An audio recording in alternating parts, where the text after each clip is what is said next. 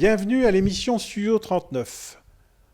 Aujourd'hui, je reçois Monsieur Georges Zeyen, qui est président de l'association Nautica, forte de 85 membres. Bonsoir Georges. Bonsoir Jackie. Georges, comment est né Nautica ?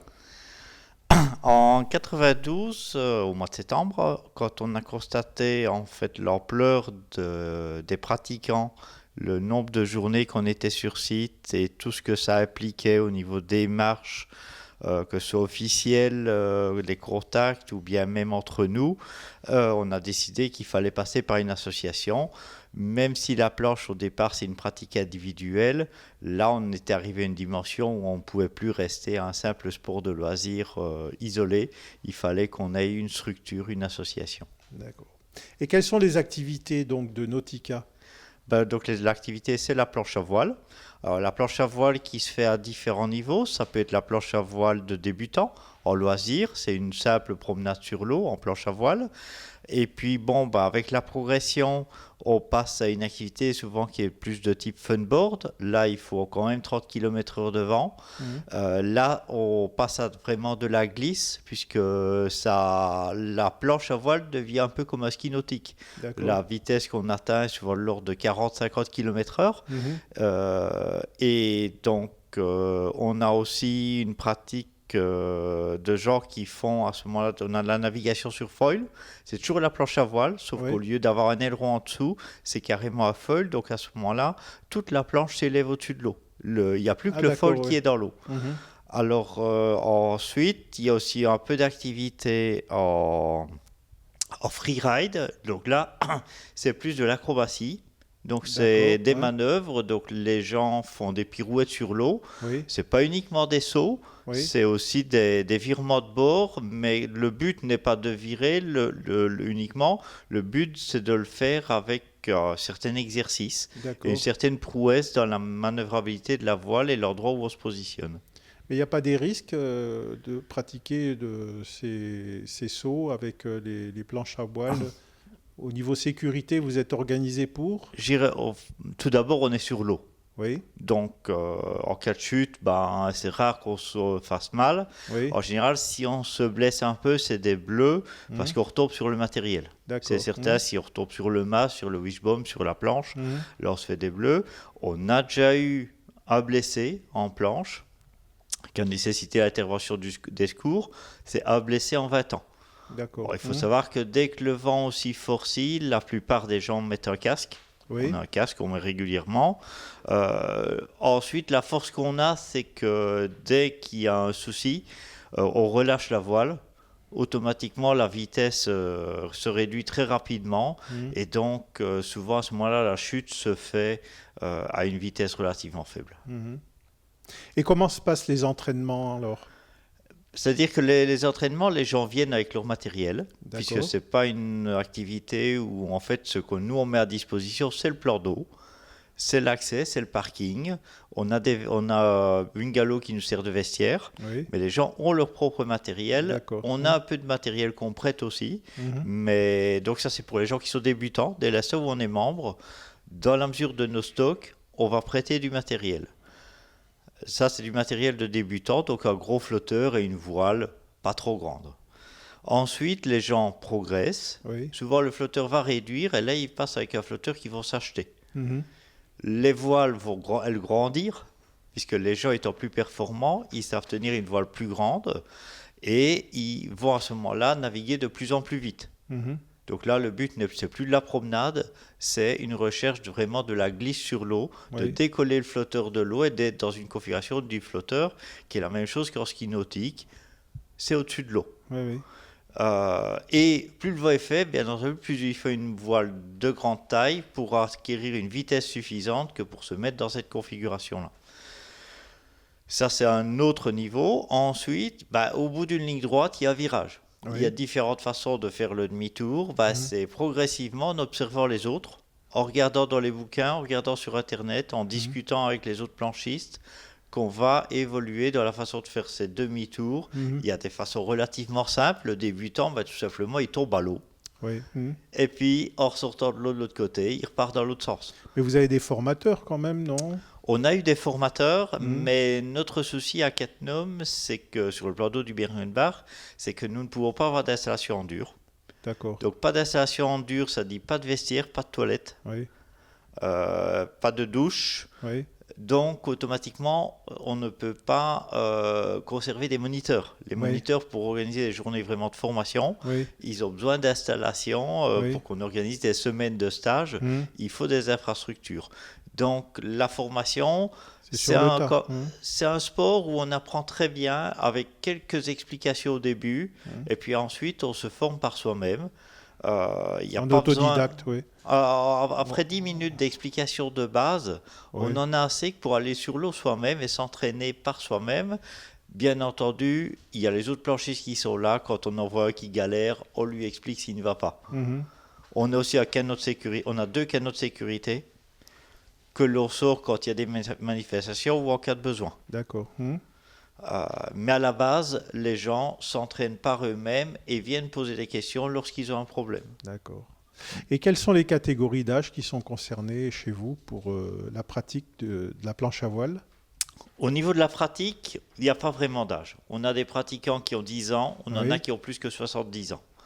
Une grande partie des membres sont souvent dans la tranche 40 à 55 ans. Mais, comme je viens de le signaler, on a des gens qui naviguent régulièrement, qui ont 70 ans, voire plus. Une fois qu'on sait, c'est pas un problème. Par contre, je n'irai pas dire que quelqu'un qui a 65 ans, il va avoir facile de s'y mettre et d'acquérir un niveau. Il va être bloqué dans sa progression. Il va arriver à naviguer, il va arriver à décoller un flotteur facile, parce qu'au niveau du matériel, aujourd'hui, le matériel a fortement évolué. On a du matériel maintenant qui est devenu assez facile à l'utilisation et qui permet aux gens de progresser beaucoup plus vite qu'il y a 10 ans. D'accord. Mais il ne faut pas se leurrer, c'est clair qu'un jeune de 10 ou 15 ans, c'est pas le même jeu quand il apprend que quelqu'un de 60. Forcément. Et vos relations avec les pêcheurs ? Au niveau des pêcheurs, on s'entend très bien. On se côtoie régulièrement, tant au niveau du plan d'eau qu'au niveau des assemblées générales. On est ensemble aux réunions qui se font avec la centrale. On leur prête annuellement notre zone de mise à l'eau à l'occasion du concours des carpistes. On a déjà eu même des pêcheurs qui ont aidé des planchistes à sortir de l'eau parce qu'ils étaient fatigués. Puisque c'est certain, quand on navigue parfois avec plus de 50 km/h de vent, il y a parfois 10 degrés dehors, même pas toujours. Puisqu'avec le matériel d'aujourd'hui, moi personnellement, la limite que je fixe, c'est 6 degrés de température extérieure. Ce qui n'est pas beaucoup. Non. Par contre, c'est clair que dans ces conditions-là, souvent, ça se fait c'est en hiver. En hiver, quand on y va, souvent, c'est les tempêtes de novembre où il y a des gros coups de vent. On est souvent avec des vents de l'ordre de 70-80 km/h. Il ne faut pas traîner quand on quand on détecte qu'on est fatigué et qu'il est temps de regagner le bord. Et quelqu'un qui est dans l'eau et qui fatigue, effectivement, il s'est arrivé que des gens soient aidés par les pêcheurs pour sortir de l'eau et ne pas se faire mal parce qu'il y a des endroits où il y a quand même des gros cailloux sur les berges. Et puis arriver aussi non seulement à sortir soi-même de l'eau, mais aussi le matériel et ne rien abîmer. Donc tout se passe très bien avec les pêcheurs. Donc vous ne les gênez pas, ils ne vous gênent pas. Et puis je pense qu'il y a des zones délimitées. Il y a des zones délimitées où eux se mettent sur les berges, nous également, ce n'est pas les mêmes, on se les est répartis. Et en plus, je dirais que nous on y va principalement, comme je l'ai signalé, dès que le vent est à 30 km/h ou plus. Et eux, justement, ces conditions-là, à partir de 30 km/h de vent ou plus, ça les intéresse moins. Donc les pêcheurs sont plus nombreux quand nous on n'y est pas. Et ils sont moins nombreux quand on y est. Avec le temps, on s'est habitué. C'est pas une navigation au moteur. Donc au niveau des poissons, il n'y a aucun souci. Donc globalement, tout se passe très bien avec les pêcheurs, oui. Et avec la centrale de Cattenom, alors ? Avec la centrale de Cattenom, on n'a pas de souci non plus. On se rencontre régulièrement. On s'est rencontrés il n'y a pas si longtemps pour le projet de barrière qui est en train d'être installé. Il y a des plots qui sont mis sur les routes d'accès actuellement, de façon à pouvoir, en cas de problème au niveau de la centrale, il faut évacuer tout le monde. Ils baissent les barrières, ils verrouillent notre portail et ils sont assurés que personne ne va revenir. On a eu la fête annuelle il y a 2 ans, qui s'est faite de pair avec la centrale et les autres associations. Oui. Donc tous ensemble, on a fêté l'anniversaire de la centrale, l'anniversaire de Nauticat. Les pêcheurs étaient là aussi et ça a été une très belle réussite. Donc globalement, oui, tout se passe bien. Et quels sont les projets que vous avez en cours, ou à moyen ou court terme? J'irai à court terme, déjà on a notre portail d'accès. Oui. Donc au niveau de la centrale, c'est impératif pour pouvoir naviguer sur le plan d'eau que les gens soient adhérents au club, de façon à s'assurer qu'ils respectent le règlement intérieur, qu'ils aient une assurance, que tout soit dans les règles, qu'ils mettent à l'eau de notre site de départ. C'est ce que la centrale nous a imposé pour pouvoir naviguer sur le plan d'eau. Donc pour vérifier que ceux qui viennent naviguer soient bien membres, on a un portail d'accès avec actuellement un code numérique. Ce portail a 22 ans. Donc il y en a qui connaissent encore le code? Non, le code, on le change tous les 3 ou 4 mois. Ouais. Le problème n'est pas là. La seule chose, c'est que c'est à force de fonctionner. Au départ, il était motorisé. Oui. Il y avait un panneau solaire, une batterie. Le panneau solaire a disparu, la batterie aussi, la motorisation n'est plus là, parce que tout ça n'est plus opérationnel. Donc on est revenu à un système mécanique. Mais l'évolution technologique fait qu'aujourd'hui, un code numérique, avec Internet, les gens ont très facile de se le diffuser. Internet, les SMS, c'est clair qu'ils se le communiquent aisément. Donc on voudrait moderniser le système. Aujourd'hui, on peut avoir des petits barils électroniques qu'on met à la place du système où on met la clé. Toute l'électronique est dans ce barillet. On présente devant le barillet une carte magnétique. Oui. Et donc, le système dans le barillet reconnaît le numéro qui correspond à la carte, constate que c'est effectivement un membre et donc déclenche l'ouverture de la gâche et permet à l'adhérent de rentrer. Donc, c'est clair qu'avec ce système-là, on n'a plus tellement le souci de gens qui se communiquent le code et de non-adhérents qui viennent naviguer sur le site et qui ne respectent pas à ce moment-là la convention qu'on a avec la centrale. Ils s'exposent à des risques, à des contraventions? Surtout, ces gens-là, échappent au règlement intérieur et vont éventuellement aller gêner les pêcheurs en ne respectant pas les zones et ne sont pas assurés. Parce que dans la mesure où ils ne sont pas membres, automatiquement, ils n'ont plus la licence auprès de la fédération, donc ils n'ont plus l'assurance. Et donc la centrale a exigé à ce que tous les pratiquants soient assurés. Face caméra, dites aux téléspectateurs pourquoi ils doivent venir vous rejoindre à Nauticat. La première chose, c'est le plaisir de la glisse.